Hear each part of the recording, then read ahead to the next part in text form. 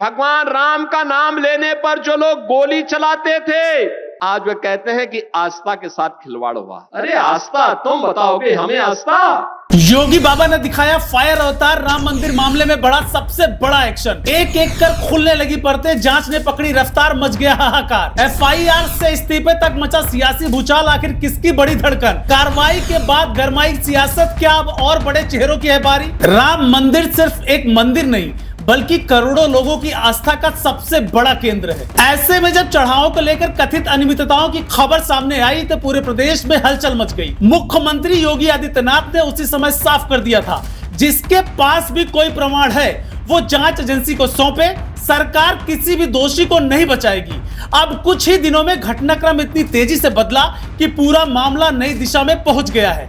पहले मुकदमा दर्ज हुआ, फिर कई आरोपी गिरफ्तार किए गए। उसके बाद श्री राम जन्मभूमि तीर्थ क्षेत्र ट्रस्ट के 2 वरिष्ठ चेहरे चंपत राय और डॉक्टर अनिल मिश्रा ने अपने पद छोड़ दिए।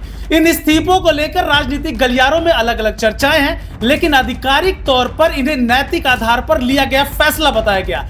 इससे इतना जरूर साफ हो गया कि मामला पहले से कहीं ज्यादा गंभीर हो चुका है। राम मंदिर ट्रस्ट की शिकायत के बाद पुलिस ने 8 लोगों के खिलाफ केस दर्ज किया। इनमें रामशंकर यादव उर्फ टिन्नू, अनुकल्प मिश्रा, लोकुश मिश्रा, करुणेश मिश्रा, अविनाश शुक्ला, मनीष यादव, रमाशंकर मिश्रा और कैश काउंटिंग प्रभारी सुभाष श्रीवास्तव शामिल हैं। जांच एजेंसियां अब हर जिम्मेदारी पर हर दस्तावेज को जोड़कर पूरी तस्वीर समझने की कोशिश कर रही है। बैंक खातों की पड़ताल हो रही है, मोबाइल रिकॉर्ड खंगाले जा रहे हैं, कैश काउंटिंग सिस्टम की जांच चल रही है और तो और पूछताछ का दायरा भी लगातार बढ़ता जा रहा है। राम भक्तों की अग्नि परीक्षा मत लो। राम भक्तों के साथ, उनकी आस्था के साथ खिलवाड़ करना बंद करो।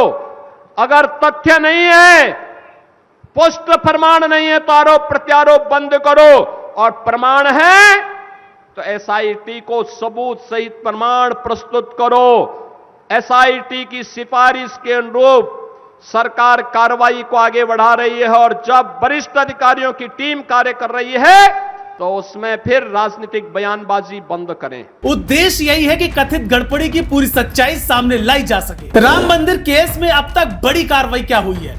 8 लोगों पर मुकदमा दर्ज किया गया है, कई आरोपी गिरफ्तार किए गए हैं, ट्रस्ट के 2 वरिष्ठ चेहरों का इस्तीफा सामने आया है, बैंक रिकॉर्ड की जांच भी जारी है और एसआईटी की कार्रवाई तेज करने के साथ साथ अगले खुलासे पर सबकी नजर बनी हुई है। इस पूरे घटनाक्रम ने राजनीतिक माहौल भी पूरी तरह से बदल दिया है। सत्ता पक्ष इसे जीरो टॉलरेंस की नीति का उदाहरण बता रहा है, जबकि विपक्ष का कहना है कि जांच को हर स्तर तक ले जाना चाहिए।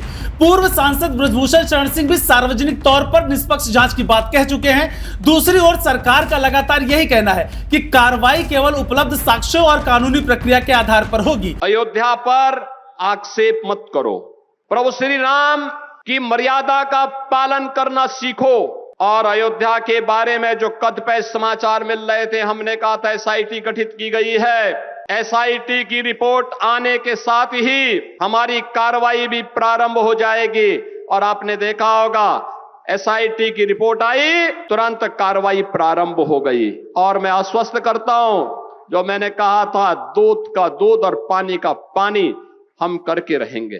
इसीलिए किसी भी व्यक्ति के बारे में अंतिम निष्कर्ष जांच पूरी होने तक न्यायिक प्रक्रिया की बाद ही निकाला जा सकता है। चंपत राय लंबे समय से राम मंदिर आंदोलन और ट्रस्ट के प्रशासनिक कार्यों से जुड़े रहे हैं, जबकि डॉक्टर अनिल मिश्रा भी ट्रस्ट के प्रमुख सदस्यों में रहे हैं। ऐसे में उनके इस्तीफों ने पूरे मामले को और अधिक संवेदनशील बना दिया है। हालांकि इस्तीफा देना और किसी मामले में कानूनी रूप से दोषी साबित होना, दोनों ये अलग अलग बातें हैं। यही वजह है कि जांच एजेंसियां अभी हर पहलू को तथ्यों को और दस्तावेजों के आधार पर परख रही है। फिलहाल तस्वीर यही है कि राम मंदिर चढ़ावा प्रकरण अब केवल एफआईआर तक सीमित नहीं रह गया। कार्रवाई शुरू हो चुकी है, गिरफ्तारियां हो चुकी हैं, ट्रस्ट के 2 बड़े पदाधिकारी ने अपना पद छोड़ दिए हैं और जांच लगातार आगे बढ़ रही है।